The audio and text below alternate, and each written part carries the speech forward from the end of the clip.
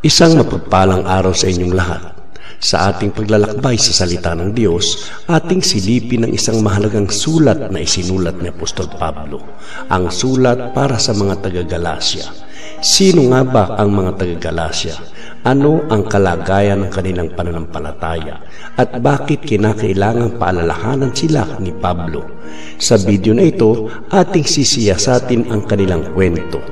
Isang paalala hindi lamang para sa kanila, kundi para rin sa ating lahat sa panahon ngayon. Tara na at sama-samang tuklasin ang katotohanan mula sa salita ng Diyos. Ang sulat ni Pablo sa mga taga-Galasya. Unang kabanata. Mula kay Pablo na isang apostol, kasama ang lahat ng kapatid dito, ang pagka-apostol ko ay hindi galing sa tao o sa pamamagitan ng tao, kundi sa pamamagitan ni Hesukristo at ng Diyos Ama na muling bumuhay sa Kanya mula sa kamatayan. Mahal kong mga kapatid sa mga iglesia diyan sa Galasya, sumainyo nawa ang biyaya at kapayapaang galing sa Diyos Ama at sa ating Panginoong Hesukristo. Inialay ni Kristo ang sarili niya para sa mga kasalanan natin, ayon sa kalooban ng ating Diyos at Ama. Ginawa niya ito para mailigtas tayo sa kasamaan nitong kasalukuyang mundo. Purihin natin ang Diyos magpakailanman. Amen. Iisa lang ang magandang balita. Nagtaka ako dahil ang dali ninyong tumalikod sa Diyos na tumawag sa inyo sa pamamagitan ng biyaya ni Kristo. Bumaling kayo sa ibang magandang balita na hindi naman totoo. Ang totoo, walang ibang magandang balita. Nasabi ko ito dahil may mga taong nanggugulo sa inyo at gusto nilang baluktutin ang magandang balita tungkol kay Kristo. Sumpain nawa ng Diyos ang sinuman, kami o maging isang anghel galing sa langit, na mangangaral sa inyo ng magandang balita na iba kaysa sa ipinangaral namin sa inyo. Sinabi na namin sa inyo noon at muli kong sasabihin, kung may mangangaral sa inyo ng magandang balita na iba kaysa sa tinanggap ninyo, sumpain siya ng Diyos. Huwag ninyong isipin na ang nais ko ay malugod sa akin ng tao. Hindi, ang nais ko ay malugod sa akin ng Diyos. Kung ang ikalulugod ng tao ang hinahanap ko, hindi ako tunay na lingkod ni Kristo. Paano naging apostol si Pablo? Gusto kong malaman ninyo mga kapatid na ang magandang balitang ipinangaral ko sa inyo ay hindi gawa-gawa lang ng tao. At hindi ko rin ito tinanggap o natutunan mula sa mga tao, kundi ipinahayag mismo sa akin ni Hesukristo. Alam naman ninyo ang dati kong pamumuhay noong kasapi ako sa relihiyon ng mga Hudyo. Inusig ko ng lubos ang iglesia ng Diyos at sinikap ko itong lipulin. At tungkol naman sa pagsunod sa relihiyon ng mga Hudyo, nahigitan ko ang marami sa mga kaedad ko dahil tapat kong sinunod ang mga tradisyong nanggaling pa sa mga ninuno namin. Ngunit sa awa ng Diyos, bago pa man ako ipanganak, pinili na niya ako at tinawag upang ihayag sa akin ang kanyang anak para maipangaral siya sa mga hindi Hudyo. Nang mangyari ito, hindi ako sumangguni kanino man. Hindi rin ako pumunta sa Jerusalem para makipagkita sa mga naunang naging apostol kaysa sa akin. Sa halip pumunta ako sa Arabia at pagkatapos ay bumalik ako sa Damascus. Pagkatapos ng 3 taon, pumunta ako sa Jerusalem para makipagkita kay Pedro. 2 linggo akong namalagi sa kanya. Wala na akong nakita pang ibang apostol maliban kay Santiago na kapatid ng Panginoon. Totoo ang lahat ng sinasabi ko sa sulat na ito, at alam ng Diyos na hindi ako nagsisinungaling. Pagkatapos pumunta na ako sa Syria at Cilicia. Nang panahong iyon, hindi pa ako personal na nakikita ng mga iglesia sa Judea na nakay Kristo. Nabalitaan lang nila na ang dating umuusig sa kanila ay nangangaral na ngayon ng tungkol sa pananampalatayang sinikap niyang puksain noon. Kaya pinapurihan nila ang Diyos dahil sa ginawa niya sa akin. Ikalawang kabanata. Ang pagtanggap kay Pablo bilang apostol.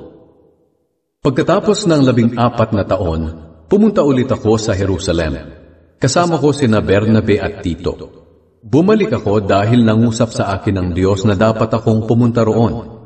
Nakipagkita ako ng sarilinan sa mga pinuno ng iglesia at ipinaliwanag ko sa kanila ang magandang balita na ipinangangaral ko sa mga hindi Hudyo.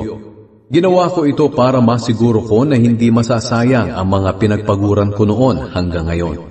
Nalaman kong sang-ayon sila sa ipinangangaral ko dahil hindi nila pinilit na magpatuli ang kasama kong si Tito kahit na hindi siya Hudyo. Lumabas ang usapin tungkol sa pagtutuli dahil sa ilang mga nagpapanggap na mga kapatid na nakisalamuha sa atin para sirain ang kalayaang natamo natin kay Kristo Jesus at gawin ulit tayong alipin ng kautusan ni Moises. Ngunit kahit minsan, hindi kami sumang-ayon sa gusto nila upang maingatan namin para sa inyo ang mga katotohanang itinuturo ng magandang balita. Ang mga namumuno sa mga mananampalataya sa Jerusalem ay wala namang idinagdag sa mga itinuturo ko. Kung sa bagay, hindi mahalaga sa akin kung sino man sila. Dahil walang itinatangi ang Diyos, sa halip na dagdagan nila ang mga itinuturo ko, kinilala nilang pinagkatiwalaan ako ng Diyos sa pagpapahayag ng magandang balita sa mga hindi Hudyo, tulad ni Pedro na pinagkatiwalaan sa pagpapahayag ng magandang balita sa mga Hudyo.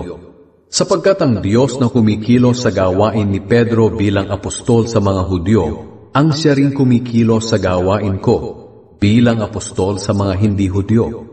Kaya nang malaman ng mga kinikilalang pinuno ng iglesia na sina Santiago, Pedro at Juan na ipinagkaloob sa akin ng Diyos ang gawain ito, tinanggap nila kami ni Bernabe bilang mga kamanggagawa sa pangangaral ng magandang balita. Napagkasunduan namin na kami ang mangangaral sa mga hindi Hudyo at sila naman ang mangangaral sa mga Hudyo. Ang tanging hiling nila ay huwag naming kalilimutang tulungan ang mga may hirap. At iyan din naman talaga ang nais kong gawin. Pinagsabihan ni Pablo si Pedro. Noong dumating si Pedro sa Antioch, pinagsabihan ko siya ng harapan dahil mali ang ginawa niya. Sapagkat bago dumating ang ilang tao mula kay Santiago, kumakain si Pedro kasama ng mga hindi Hudyo. Pero nang dumating ang mga iyon, nagsimula na siyang umiwas at ayaw nang kumain kasama ng mga hindi Hudyo. Natakot siya sa maaaring sabihin ng mga Hudyong nagpupumilit na magpatuloy ang mga hindi Hudyo para maligtas. Pati tuloy ang ibang mga kapatid na Hudyo ay nakigaya sa pagkukunwari niya at maging si Bernabe ay napagaya na rin. Nang makita kong hindi na ayon sa katotohanan ng magandang balita ang ginagawa nila, pinagsabihan ko si Pedro sa harap ng lahat. Bakit mo pinipilit ang mga hindi Hudyo na mamuhay na parang mga Hudyo? Ikaw nga mismo na isang Hudyo ay namumuhay na parang hindi Hudyo. Ang kaligtasan ay para sa lahat. Kaming mga ipinanganak na Hudyo ay iba sa mga hindi Hudyo na itinuturing ng mga kapwa naming Hudyo na makasalanan. Ngunit alam namin na ang tao ay tinuturing na matuwid ng Diyos sa pamamagitan ng pananampalataya kay Hesukristo at hindi sa pagsunod sa kautusan. Kaya nga kaming mga Hudyo ay sumampalataya rin kay Kristo Jesus para maituring na matuwid sa pamamagitan ng pananampalataya at hindi dahil sa pagsunod sa kautusan, sapagkat walang sino mang maituturing na matuwid sa pamamagitan ng pagsunod sa kautusan. Ngayon, kung lumalabas na makasalanan pa rin kami sa kagustuhan naming maituring na matuwid sa pamamagitan ng pakikipag-isa kay Kristo, masasabi bang si Kristo ang dahilan ng pagiging makasalanan namin?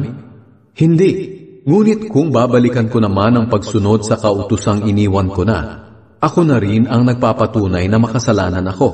Sa katunayan, sa pamamagitan mismo ng kautusan, nalaman ko na wala ng kapangyarihan ang kautusan sa akin. Kaya malaya na akong mamuhay para sa Diyos. Namatay akong kasama ni Kristo sa krus. Hindi na ako ang nabubuhay sa aking sarili, kundi si Kristo na. Ipinapamuhay ko ang buhay kong ito sa pamamagitan ng pananampalataya sa anak ng Diyos na nagmahal sa akin at nag-alay ng buhay niya para sa akin. Hindi ko binabaliwala ang biyaya ng Diyos. Dahil kung maituturing na matuwid ang tao sa pamamagitan ng kautusan, walang saysay ang pagkamatay ni Kristo. Ikatlong kabanata. ang pagsunod sa kautusan at ang pananampalataya kay Kristo. Ano ba naman kayong mga taga-Galasya? Hindi ba kayo makaintindi? Bakit kayo naniniwala sa mga nanlilinlang sa inyo?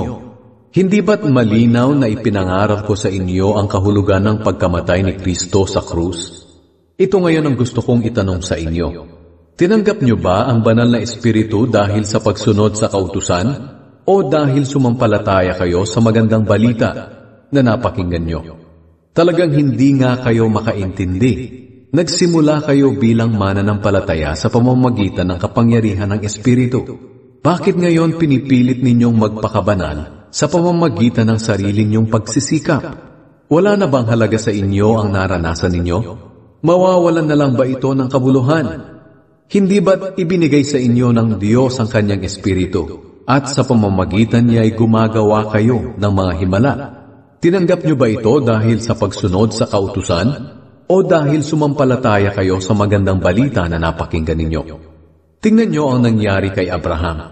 Ayon sa kasulatan, sumampalataya siya sa Diyos, kaya itinuring siyang matuwid.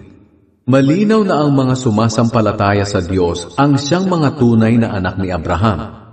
Noon pa man, sinasabi na sa kasulatan na ituturing na matuwid ng Diyos ang mga hindi Hudyo sa pamamagitan ng pananampalataya nila. At ang magandang balitang ito'y ipinahayag ng Diyos kay Abraham nang sabihin niya, "Pagpapalain ko ang lahat ng bansa sa pamamagitan mo." Sumampalataya si Abraham sa Diyos at pinagpala siya. Kaya lahat ng sumasampalataya sa Diyos ay pinagpapala rin tulad ni Abraham. Ngunit ang lahat ng umaasang maituturing na matuwid sa pamamagitan ng pagsunod sa kautusan ay isinumpa na ng Diyos. Sapagkat sinasabi sa kasulatan, isinusumpa ang sinumang hindi sumusunod sa lahat ng nasusulat sa aklat ng kautusan. Malinaw na walang taong ituturing na matuwid sa harap ng Diyos sa pamamagitan ng pagsunod sa kautusan. Dahil sinasabi sa kasulatan, ang taong itinuring na matuwid ng Diyos dahil sa pananampalataya niya ay mabubuhay. Ang kautusan ay hindi nakabatay sa pananampalataya. Sapagkat sinasabi sa kasulatan, ang nagnanais mabuhay sa pamamagitan ng kautusan ay kailangang sumunod sa lahat ng iniuutos nito. Ngunit hindi natin masunod ang lahat ng iniuutos ng kautusan, kaya sinumpa tayo ng Diyos. Pero ngayon, tinubos na tayo ni Kristo sa sumpang ito. Sinumpa siya alang-alang sa atin, dahil sinasabi sa kasulatan, isinumpa ang sinumang binitay sa puno. Ginawa ito ng Diyos para ang pagpapalang ibinigay niya kay Abraham ay matanggap din ng mga hindi Hudyo sa pamamagitan ni Kristo Jesus. At para matanggap natin ang ipinangakong Espiritu sa pamamagitan ng pananampalataya. Ang kautusan at ang pangako ng Diyos. Mga kapatid, bibigyan ko kayo ng halimbawa. Hindi maaaring basta na lang ipawalang bisa o dagdagan ng anumang kasunduang nalagdaan na. Ganoon din naman sa mga pangako ng Diyos. Ngayon, nangako ang Diyos kay Abraham at sa kanyang salinlahi. Hindi niya sinabi, sa mga apo mo na nangangahulugang marami, kundi sa apo mo, na ang ibig sabihin ay iisa. At ito'y walang iba kundi si Kristo. Ito ang ibig kong sabihin. May kasundo ang ginawa ang Diyos kay Abraham, at ipinangako niyang tutuparin ito. Ang pangakong ito ay ibinigay niya 430 taon bago dumating ang kautusan. Kaya ang pangakong iyon ay hindi mapapawalang bisa o mapapawalang saysay ng kautusan, sapagkat kung matatanggap natin ang pagpapala sa pamamagitan ng pagsunod sa kautusan, walang kabuluhan ang pangako ng Diyos kay Abraham. Ngunit ang totoo, ibinigay ng Diyos ang pagpapala bilang pagtupad sa pangako niya. Kung ganoon, ano ba ang silbi ng kautusan? Ibinigay ito para malaman ng tao na nagkakasala sila. Ngunit ito'y hanggang sa dumating lamang ang ipinangakong apo ni Abraham. Ibinigay ng Diyos ang kautusan sa pamamagitan ng mga anghel, at sila ang nagbigay nito sa mga tao sa tulong ng isang tagapamagitan. Ngunit ang pangako ay hindi tulad nito. Dahil lang ibigay ito ng Diyos kay Abraham, hindi siya gumamit ng tagapamagitan o mga anghel, kundi siya mismo. Kung ganoon, taliwas ba ang kautusan sa mga pangako ng Diyos? Hindi, sapagkat kung ang kautusan ay makapagbibigay buhay, ito na sana ang naging paraan ng Diyos para ituring tayong matuwid. Ngunit sinasabi ng kautusan na ang buong mundo ay alipin ng kasalanan. Kaya ang mga sumasampalataya lamang kay Hesukristo ang makakatanggap ng mga ipinangako ng Diyos. Noong hindi pa dumarating itong tinatawag na pananampalataya kay Kristo, para tayong mga bilanggo, pinilanggo tayo ng kautusan hanggang sa araw na inihayag ang kaligtasan natin sa pamamagitan ng pananampalataya. Ang kautusan ay naging tagapag-alaga natin hanggang sa dumating si Kristo, para sa pamamagitan ng pananampalataya sa Kanya ay maituring tayong matuwid. At ngayong may pananampalataya na, wala na tayo sa patnubay ng kautusan na tagapag-alaga. Mga anak ng Diyos sa pananampalataya. Kayong lahat ay mga anak ng Diyos dahil sa pananampalataya ninyo kay Kristo Jesus. Sapagkat binautismuhan kayo sa pakikipag-isa ninyo kay Kristo at namumuhay kayong katulad niya. Ngayon, wala nang pagkakaiba ang Hudyo sa hindi Hudyo, ang alipin sa malaya, ang lalaki sa babae. Kayong lahat ay iisa na dahil kayo'y na kay Kristo na. At dahil kayo'y kay Kristo na, kabilang na kayo sa lahi ni Abraham at mga tagapagmana ng mga ipinangako ng Diyos sa Kanya. Ika-4 na kabanata. Ito ang ibig kong sabihin. Habang bata pa ang tagapagmana, wala siyang ipinagkaiba sa mga alipin, kahit kanya ang lahat ng ari-arian. Itinatagubilin siya sa mga taong nag-aalaga sa kanya at namamahala ng mga ari-arian niya, hanggang sa araw na itinakda ng kanyang ama. Ganoon din naman ang kalagayan natin bago dumating si Kristo. Inalipin tayo ng mga panuntunan ng mundong ito. Ngunit nang dumating na ang takdang panahon, isinugo ng Diyos ang kanyang anak sa mundo. Ipinanganak siya ng isang babae at namuhay sa ilalim ng kautusan para palayain ang mga nasa ilalim ng kautusan nang sa ganoon ay maging anak tayo ng Diyos. At dahil mga anak na tayo ngayon ng Diyos, isinugo ng Diyos ang Espiritu ng kanyang anak sa ating puso, kaya makakatawag na tayo sa kanya ng Ama. Ngayon, hindi na tayo mga alipin, kundi mga anak. At kung mga anak tayo ng Diyos, tagapagmana rin tayo ng mga pangako niya. Ang pagmamalasakit ni Pablo sa mga taga-Galasya. Noong hindi niyo pa kilala ang Diyos, naging alipin kayo ng mga Diyos-Diyosan.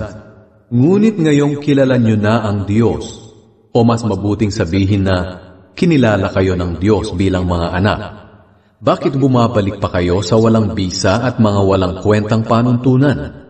Bakit gusto ninyong magpaaliping muli sa mga ito? May pinapahalagahan pa kayong mga araw, buwan, panahon at mga taon. Nag-aalala ako na baka nasayang lang ang lahat ng pagsisikap ko sa inyo. Nakikiusap ako sa inyo mga kapatid, na tularan ninyo ako. Dahil kahit isa akong Hudyo, tinalikuran ko ang pagsunod sa kautusan ng mga Hudyo at naging katulad ninyong hindi Hudyo. Wala kayong kasalanan sa akin. Alam naman ninyo na ang pagkakasakit ko ang naging dahilan kaya ko naipangaral sa inyo ang magandang balita sa unang pagkakataon. Kahit naging pagsubok sa inyo ang sakit ko, hindi nyo ako hinamak o itinakwil. Sa halip tinanggap nyo pa nga ako na parang isang anghel ng Diyos o parang ako na mismo, si Hesukristo. Napakasaya natin noon. Ano ang nangyari? Ako mismo ang makakapagpatunay na kung maaari lang noon ay dinukit na ninyo ang inyong mga mata para ibigay sa akin. Naging kaaway na ba ninyo ako dahil sinasabi ko ang katotohanan? May mga tao riyan na nagpapakita ng pagmamalasakit sa inyo, pero hindi mabuti ang hangarin nila. Gusto lang nila akong siraan para sila ang sundin ninyo. Hindi masamang magpakita sila ng pagmamalasakit kahit wala ako sa piling nyo. basta't mabuti lang ang hangarin nila. Minamahal kong mga anak, hanggat hindi nakikita sa inyo ang buhay ni Kristo, maghihirap akong parang isang babaeng nanganganak. Kung maaari lang sana, makapunta na ako riyan at makausap kayo ng maayos, dahil nag-aalala ako ng lapis sa inyo. Ang halimbawa ni Sarah at Hagar. Ngayon, sabihin nga ninyo sa akin, kayong mga nais magpailalim sa kautusan, hindi ba ninyo alam ang sinasabi sa kautusan? Sinasabi roon na may 2 anak si Abraham. Ang isa'y anak niya sa kanyang alipin na si Hagar, at ang isa naman ay anak niya sa asawa niya na si Sarah. Ang kanyang anak sa alipin ay ipinanganak ayon sa karaniwang panganganak. Ngunit ang anak niya sa kanyang asawa ay ipinanganak ayon sa pangako ng Diyos. Maaari nating tingnan ang 2 babaeng ito bilang isang paghahalintulad. Kumakatawan sila sa 2 kasunduan. Si Hagar ay kumakatawan sa kasunduan na ibinigay ng Diyos kay Moises sa bundok ng Sinai. Ipinanganak ng mga alipin ang mga anak niya. Si Hagar na kumakatawan sa bundok ng Sinai sa Arabia ay kumakatawan din sa kasalukuyang Jerusalem, sapagkat ang mga tao sa Jerusalem ay naging alipin ng kautusan.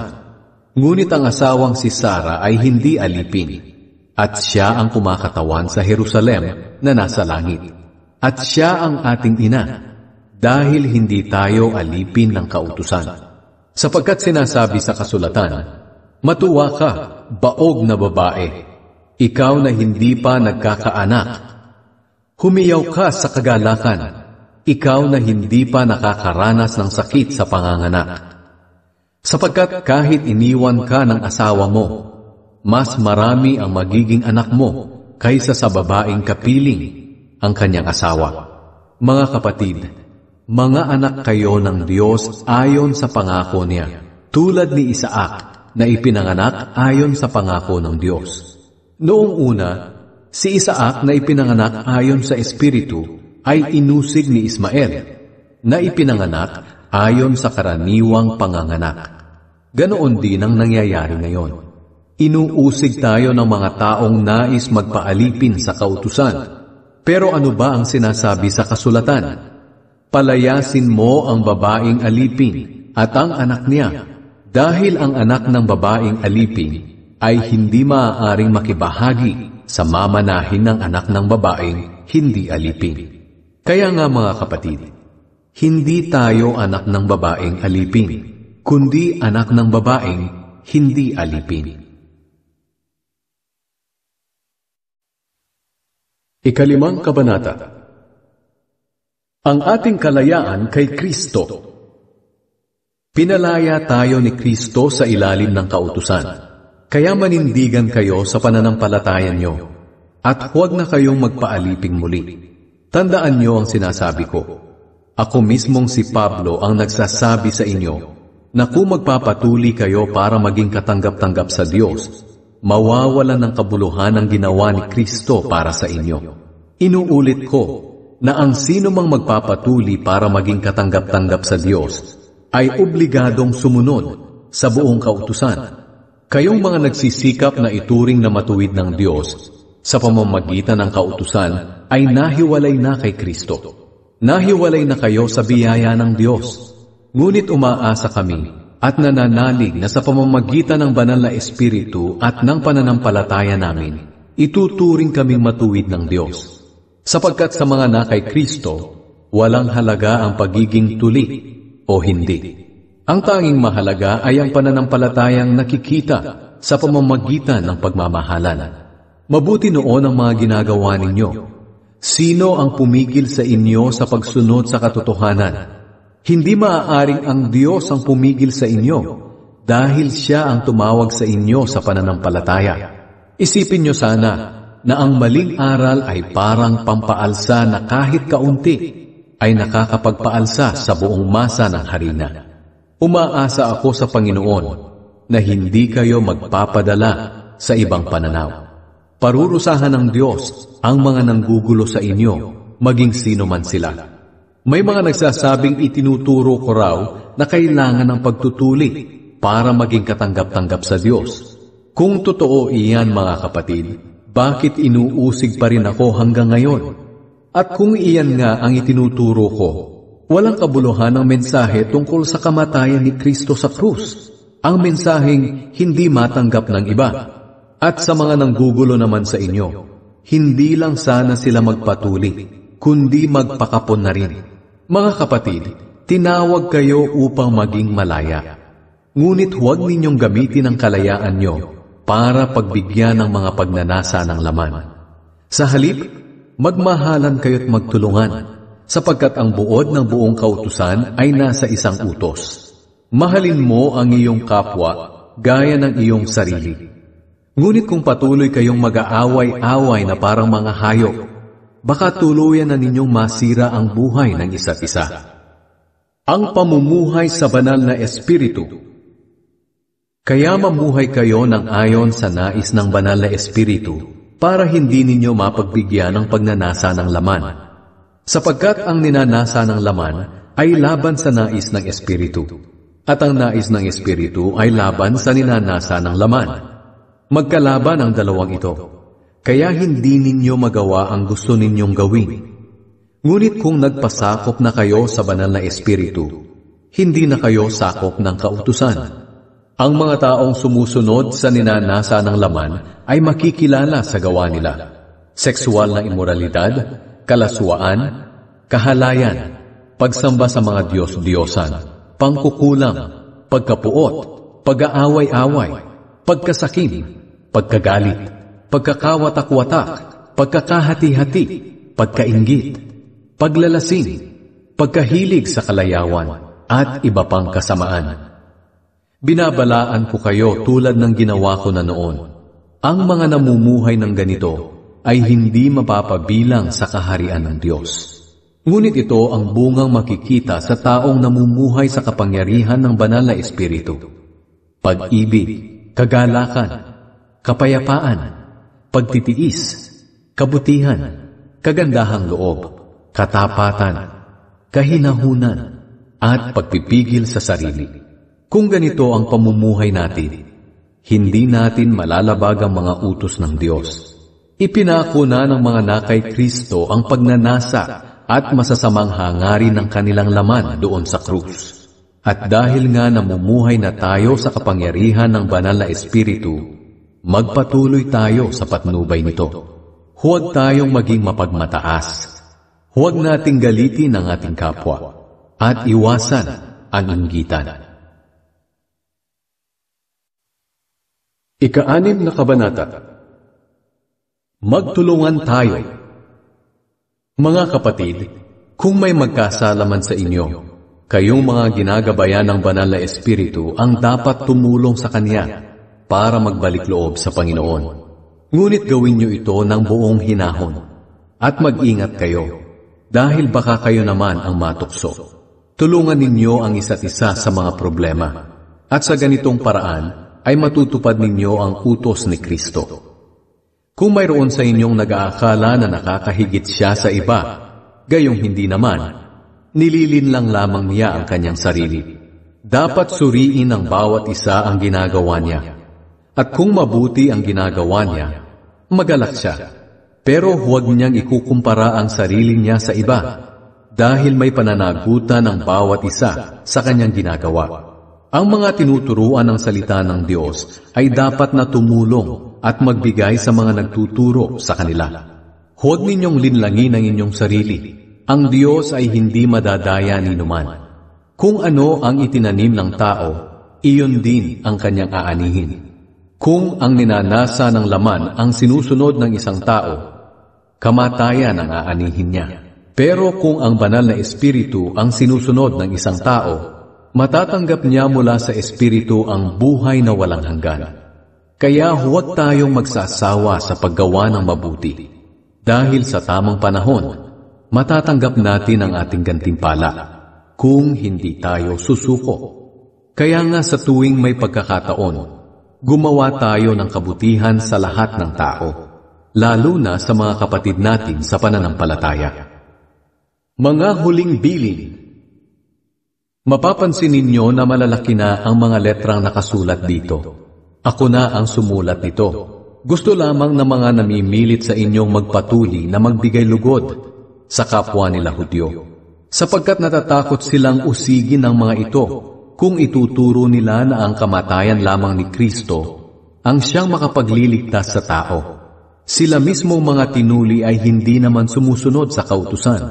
Ipinagpipilitan lang nila na magpatuli kayo para maipagmalaki nila na sumusunod kayo sa seremonyang ito.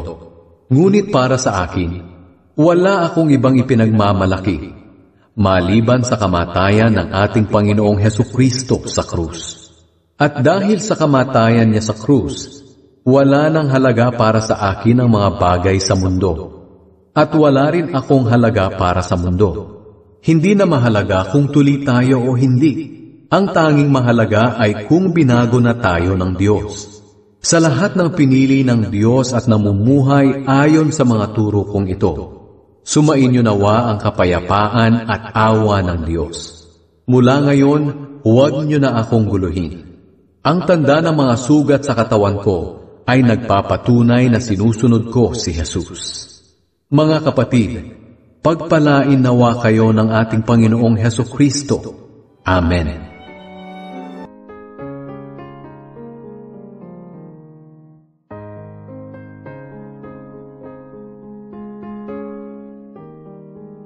Sa biyaya tayo nagsimula. Sa biyaya rin tayo magpapatuloy. Ito ang aral ng Galasya. Ito ang buhay na kay Kristo. Kung kayo po ay napagpala ng ating pagbasa, iniimbitahan ko kayong i-like, i-share at mag-subscribe sa Gospel Connect PH upang mas marami pa ang makapakinig at mapalakas sa salita ng Diyos. Hanggang sa susunod nating pagbabasa, patuloy tayong magmahalan, magkaisa at manampalataya. Pagpalain kayong lahat ng Panginoon.